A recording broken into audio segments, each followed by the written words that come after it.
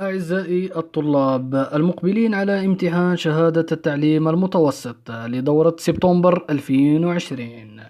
اليوم جبت لكم امتحان شهادة التعليم المتوسط لدورة 2019 كما راكم تشوفوا فيه. نبدأ على بركة الله مع التمرين الأول. يقول لك: تناول شخص بسرعة وجبة غذائية تتكون من طبق اللحم بالزيتون، قطعة خبز وماء، فشعر باضطرابات هضمية على مستوى المحطة ب.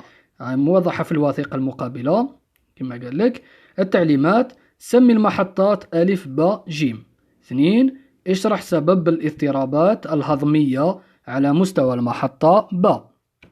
نروح للتمرين الثاني. من السلوكات الإنسانية التبرع بالدم، نقل الدم بين قوسين يعني لشخص مصاب لإنقاذ حياته، لكن قد تحدث عواقب خطيرة أثناء عملية نقل الدم بسبب عدم احترام إجراءات وشروط بين قوسين قواعد أساسية.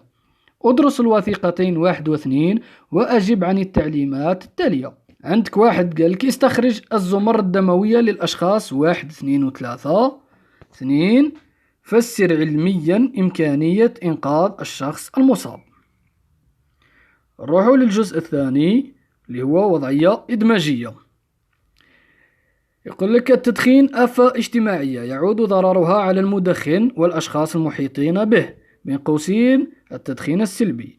تنتج عنه اختلالات وظيفية عضوية، من بين أعراضها ضعف الجسم، صعوبة التنفس، وأمراض خطيرة منها سرطان الحنجرة. لأجل المساهمة في محاربة هذه الآفة تقترح عليك الوثائق التالية. وثيقة 1 2 3. بالاعتماد على الوثائق ومكتسباتك أجب عن التعليمات التالية. 1. استخرج الوظائف الحيوية للعضوية المتضررة من آفة التدخين. 2. فسر الأعراض الناجمة عن هذه الآفة. 3. قدم 3 نصائح مبررة لتفادي هذه الآفة. نرجع للتمرين الأول باش نجاوبوا عليه، وبصح قبل ما نجاوبوا عليه لازم تحبس الفيديو تحلو وتحاول فيه وحدك. أعزائي الطلاب لازم تحاولوا في التمرين كي تكملوا أرجعوا باش نجاوبوا عليه مع بعض إن شاء الله. أولا نبدأ. تناول شخص بسرعة وجبة غذائية تتكون من طبق اللحم بالزيتون. يعني قالك الشخص هذا تناول وجبة غذائية بسرعة. هذا الوجبة تتكون من طبق لحم بالزيتون، قطعة خبز وماء، فشعر باضطرابات هضمية على مستوى المحطة ب. الموضحة في الوثيقة المقابلة. 1. سمي المحطات ألف ب ج. نبدأ على بركة الله. المحطة ألف هي الفم، المحطة ب هي المعدة، والمحطة جيم هي المعي الدقيق. 2. اشرح سبب الاضطرابات الهضمية على مستوى المحطة ب. يعني يحب يقول لك اشرح لي سبب الاضطرابات الهضمية اللي صارت على مستوى المعدة. لماذا هناك اضطرابات هضمية؟ السبب نتاعها. الإجابة النموذجية تكون كالآتي: سبب الاضطرابات الهضمية على مستوى المعدة يرجع إلى سلوك غذائي خاطئ، حيث أن السرعة عند تناول الطعام لا تسمح بحدوث الهضم الآلي ولا بحدوث الهضم الكيميائي على مستوى الفم، وهو ما يصعب من عمل المعدة، وهذا يؤدي إلى عسر الهضم. يعني المشكل تاعنا ولا المشكل تاع السيد هذا هو عسر الهضم، لأنه يتناول الأكل أو الطعام بسرعة كبيرة، وهذا ما يخليش ولا ما يسمحش للإنزيمات بالعمل. الإنزيمات اللي نهضر عليها هي في الهضم الكيميائي، هي إنزيم الأميلاز. بين قوسين نشرح لكم الهضم الكيميائي والهضم الآلي. الهضم الآلي خوتي هو التقطيع والتمزيق والطحن تاع الطعام، يعني تقطيع وتمزيق الطعام وطحنه وكذا تبليله باللسان، هذا هضم آلي. أما الهضم الكيميائي فهو هضم يستعمل فيه مواد كيميائية، وعلى هذاك سميناه بالهضم الكيميائي. والمادة الكيميائية المستعملة فيه هو إنزيم الأميلاز اللعابي، اللي يحول لنا النشا إلى سكر الشعير. سكر الشعير هو المالتوز، هو سكر مركب، يعني سكر ثنائي ناتج عن اتحاد وحدتين من الجلوكوز، هذا هو سكر المالتوز. وللتذكير فقط أعزائي الطلاب، كاين الهضم الآلي والهضم الكيميائي، هذا يحدث مش غير في الفم، يحدث على مستوى الفم، على مستوى المعدة، وكذلك على مستوى المعي الدقيق. ولكن احنا الهضم نتاعنا الآلي والهضم الكيميائي اللي نتحدث عليه الآن في هذا التمرين هو يحدث على مستوى الفم. ونقدر نقولوا يعني إجابة أخرى، يعني نقدر نقولوا سبب الاضطرابات الهضمية على مستوى المحطة باء هو بسبب عدم المضغ الجيد للأغذية على مستوى الفم، والسرعة في البلع. والسرعة في البلع لا يسمح بتبليلها، ما يسمحش بتبليل هذه الأغذية جيدا. وهذا ذلك أيضا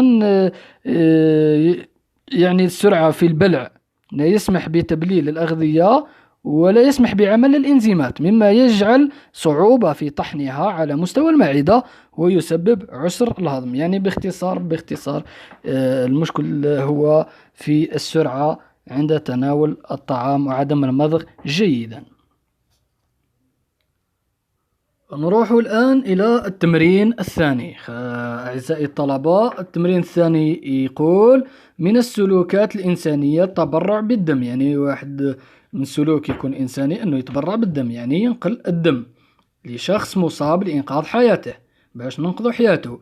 لكن قد تحدث عواقب خطيرة أثناء عملية نقل الدم بسبب عدم احترام إجراءات وشروط قواعد، يعني قواعد بين قوسين أساسية.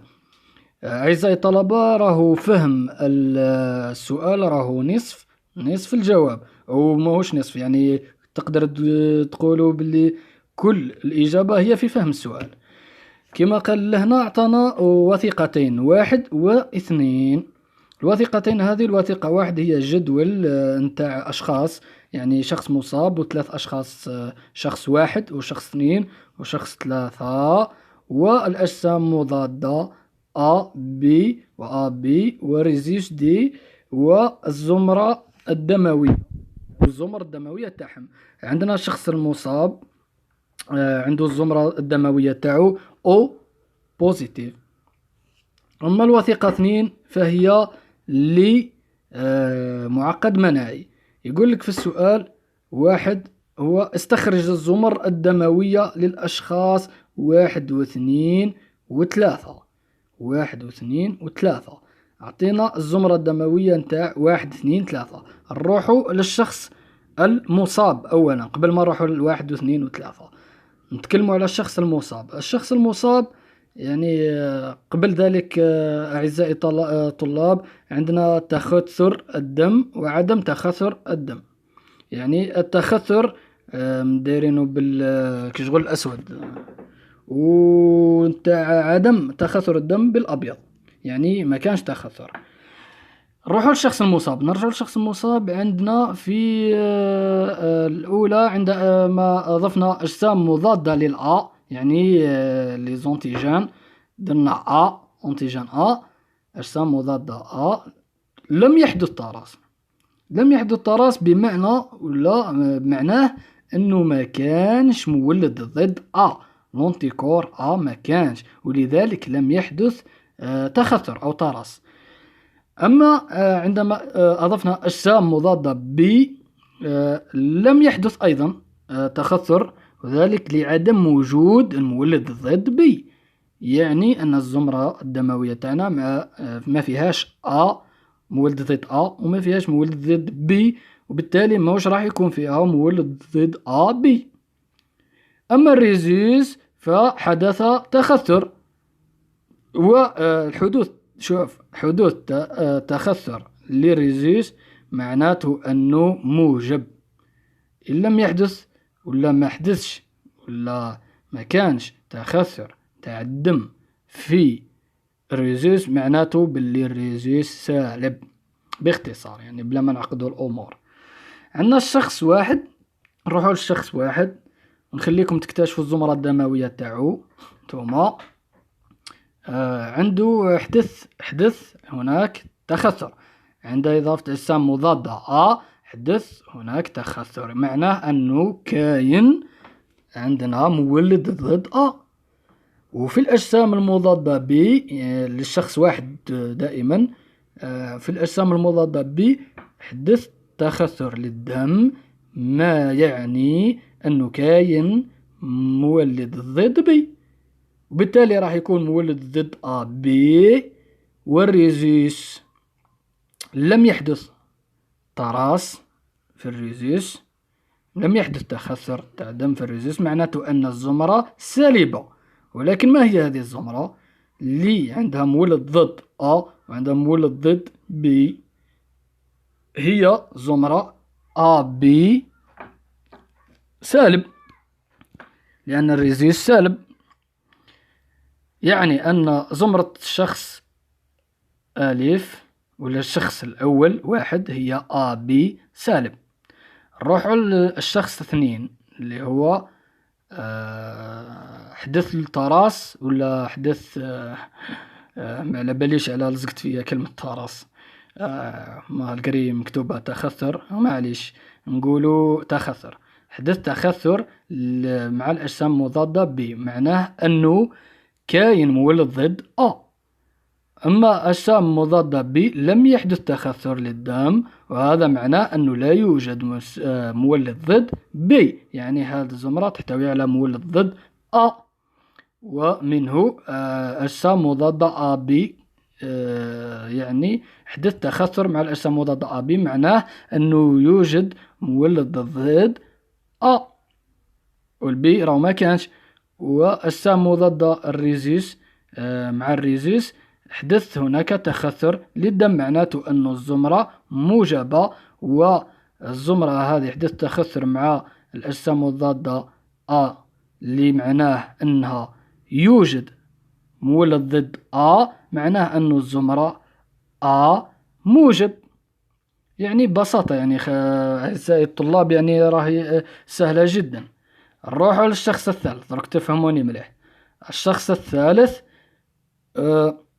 عندنا في الشخص الثالث لم يحدث تخثر مع الأجسام المضادة معناه أنه لا يوجد جسم مضاد لا يوجد مولد ضد ومع الأجسام المضادة ب لا يوجد مولد ضد ب، ومع الأجسام المضادة AB بطبيعة الحال لا يوجد تخثر، يعني عدم تخثر الدم، معناه لا يوجد لا أجسام مضادة ضد ولا ضد البي، يعني لا يوجد مولدات ضد ولا مولد ضد ب.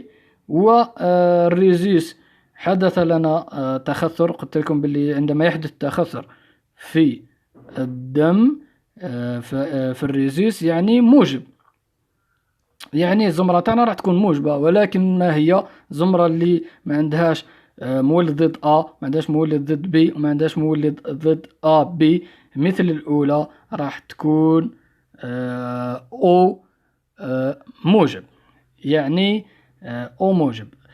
نرجعوا نجاوبوا على السؤال الأول.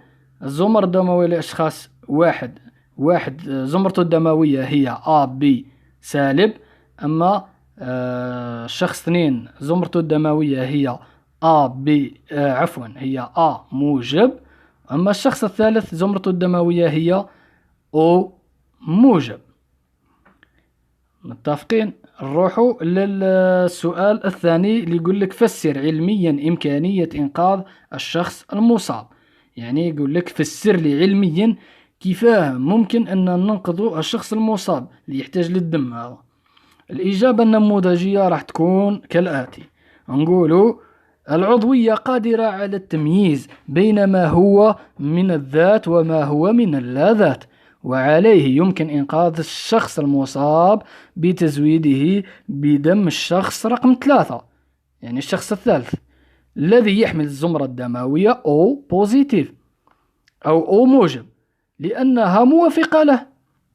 يعني عندهم في زوج أو موجب أو موجب أو موجب، راح يقبلها الذات نتاعو بكل روح رياضية، وراح يقبلها وما عندوش مشاكل وراح ننقذوه. كونها لا تسبب حدوث ارتصاص ولا حدوث تخثر لديه، عكس الزمرتين الأخريين. يعني الزمرتين الأول تاع الشخص الواحد والشخص اثنين اللي هما بي سالب موجب، يعني راح يقتلوه. هذه هي الإجابة خاوتي. والآن نروح للوضعية الإدماجية. إن شاء الله تكونوا فهمتوا. نروحوا الوضعية الإدماجية. نمشيو للوضعية الإدماجية اللي تقول التدخين آفة اجتماعية يعود ضررها على المدخن والأشخاص المحيطين به. يعني معروف أن التدخين يسبب مشاكل كبيرة صحية طبعا. تنتج عنه اختلالات وظيفية عضوية، من بين أعراضها ضعف الجسم. يعني تنتج عنه اختلالات وظيفية، يعني التدخين يسبب لنا أعراض منها ضعف الجسم، صعوبة التنفس، أمراض خطيرة منها سرطان الحنجرة. لأجل المساهمة في محاربة هذه الآفة تقترح عليك الوثائق التالية. أعطانا وثيقة 1 اللي هي عبارة عن سنخ رئوي لمدخن، الوثيقة 2 والوثيقة 3. بالاعتماد على الوثائق ومكتسباتك أجب عن التعليمات التالية. 1. استخرج الوظائف الحيوية للعضوية المتضررة من آفة التدخين. قالك استخرج لي الوظائف الحيوية للعضوية المتضررة من آفة التدخين. الوظائف الحيوية في العضوية اللي تضررت من آفة التدخين هي وظيفة التنفس، وظيفة التنسيق العصبي، ووظيفة الهضم. وظيفة التنفس ووظيفة التنسيق العصبي ووظيفة الهضم. هذو هما خاوتي وأعزائي الطلبة الوظائف الحيوية اللي ضرت من آفة التدخين. نروحوا للرقم 2. قبل ما نروحوا للرقم 2 حاب نقول لكم لازم أعزائي الطلبة لازم تعتمدوا على الوثائق في التمارين أو في الوضعيات الإدماجية. دائما الوثائق لازم تستعملوها لأنها مهمة ومهمة جدا في الوضعية. عفوا. 2. فسر الأعراض الناجمة عن هذه الآفة. يعني وش هي الأعراض؟ فسر لي الأعراض الناجمة عن هذه الآفة اللي يقصد التدخين. وش هي الأعراض الناجمة عنها؟ نقدرون نجاوبوا الأعراض الناجمة عن هذه الآفة هي: 1. ضعف الجسم. 2. صعوبة التنفس. 3. مرض أو الإصابة بالسرطان. نفسروهم. ضعف الجسم، نقولوا ضعف الجسم هو نتيجة قلة امتصاص المغذيات وترسب النيكوتين في جدران الأوعية الدموية، يقلل من سرعة تدفق الدم. يعني أن ترسب النيكوتين في جدران الأوعية الدموية يقلل من سرعة تدفق الدم، يعني ما يخليش الدم يتدفق. النيكوتين يسبب للدم يعرقله في الأوعية الدموية، وهذا ينتج عليه قلة امتصاص المغذيات اللي تسبب لنا ضعف الجسم. يعني هذا هو التفسير نتاع ضعف الجسم. نروحوا 2. صعوبة التنفس. صعوبة التنفس تقدر تقول نتيجة ترسب مادة القطران على جدران الأسناخ، ما يعرقل المبادلات الغازية التنفسية بين الأسناخ والدم. أعيد: صعوبة التنفس نتيجة ترسب مادة القطران على جدران الأسناخ، ما يعرقل المبادلات الغازية التنفسية بين الأسناخ والدم. يعني القطران أو مادة القطران هي السبب في عرقلة المبادلات الغازية التنفسية بين الأسناخ والدم، ما يسبب لنا صعوبة التنفس. 3. هي الإصابة بالسرطان أو مرض السرطان. مرض السرطان أو الإصابة بالسرطان دائما أعزائي الطلبة رانا نستعملوه في الوثائق نتاعنا نتيجة لوجود عنصر بولونيوم. هذا البولونيوم المشع نتيجة لوجود هذا العنصر المشع في دخان التبغ تؤدي إلى أورام سرطانية. يعني إجابة بسيطة وتفسير بسيط جدا. الإصابة بالسرطان نديرو نقطتين ونجاوبوا نقولوا أن نتيجة لوجود عنصر بولونيوم المشع في دخان التبغ تؤدي إلى أورام سرطانية. تما إجابة نتاعنا تكون واضحة وتكون علمية.